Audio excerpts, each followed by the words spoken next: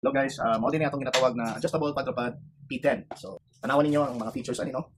AI 360 face tracking na siya balancing handle, na siya detachable phone mount, na siya remote control, na siya 360 rotation and multifunctional. So, ang model ani niya guys kay kung makita ninyo, BMW P10. So, let's go guys and atong i-unbox. Guys, unbox na to guys. Mao din siya ang katungkuan guys. Ang mount. So, cellphone mount ni siya.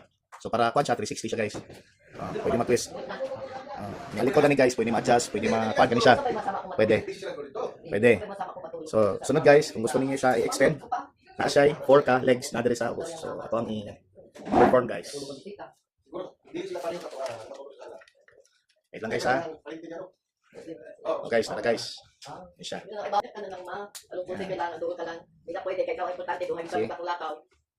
Upat siya guys.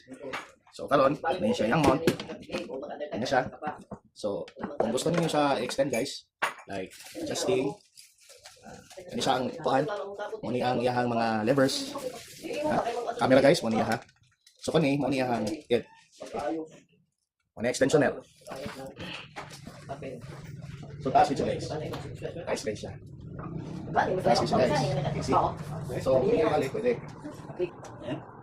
Muni ang charging port guys. Charging port. So, pili pa na ito ni mga kuan. So, ipakita na ako sa inyo kung nasa emotion wala ha.